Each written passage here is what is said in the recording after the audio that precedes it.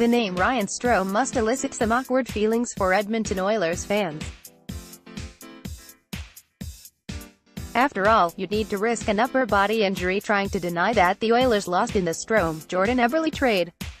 Losing that trade prompts faint praise, then, for the Oilers' current off-season plan of "don't mess anything else up." That's not what they've really said publicly, but so far, that's how they're operating. While it's fun, especially from a writing, lampooning perspective, to rubberneck at bad moves and dysfunction, let us again thank Mark Bergevin and the Senators. Recent history states that Edmonton's better off boring.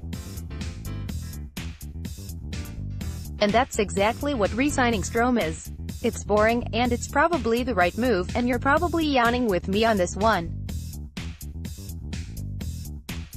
The team announced that it's a 2-year deal, with Sportsnet's Chris Johnston reporting that the cap hit will come in at $3.1 million per season. That's not a great value, but it's not going to break the Oilers, either.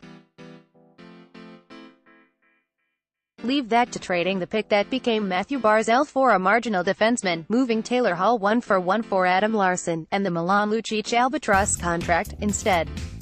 Cap-friendly puts Edmonton's cap space at just less than $5 million, with RFA Darnell Nurse likely to command most of that remaining cash.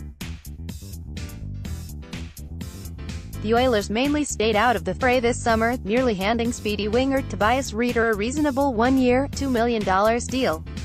Unless they can bribe a rebuilding team to house bad contracts like Lucic's $6 million per season through 2022-23, GM Peter Chiarelli is most likely going to be limited to trying to target savvy bargains in free agency.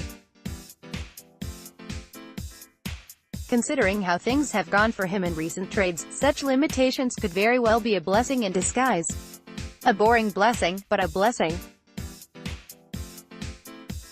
During the last 3 seasons, Strome's developed into a fairly steady 30-ish point producer, showing some versatility and adequate possession skills. The Oilers could do better and worse with $3.1 million per season. Again, a shoulder shrug seems more palatable than Edmonton's painful tradition of facepalms. Oilers Nation's Cam Lewis summed things up well regarding Strome back in April. Edmonton management is better off seeing the good side of Strome, rather than placing too much focus on how he's not Jordan Eberle. If you can convince yourself to not attach him to Eberle, it becomes a lot easier to accept Strome for what he is. He's a solid, two-way player who can play in a variety of situations. He can center your third line and be responsible, he can produce some offense in a top 6 role, he can play both center and wing, and he can be useful on the power play and penalty kill. He isn't spectacular, but he's a versatile depth player with upside, and there's certainly value to that.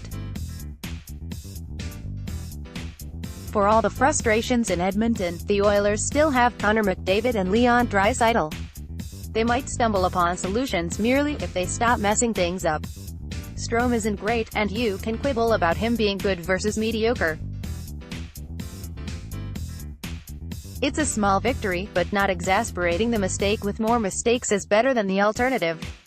More exciting calls to come. Here's a take for you. The Oilers put themselves in that bind during the 2017 summer by not trying harder to extend Draisaitl before his breakout 2016-17 season. Maybe a lack of contract year motivation would have meant a slightly less dominant Draisaitl that year, but smart teams lock up core players earlier rather than later. It's a consideration that could be particularly important for the Oilers when it comes to Jesse Puljujarvi. After this past season, the Columbus Blue Jackets look shrewd, rather than bold, for taking Pierre-Luc Dubois as the 3rd pick of the 2016 NHL draft over Puljujarvi.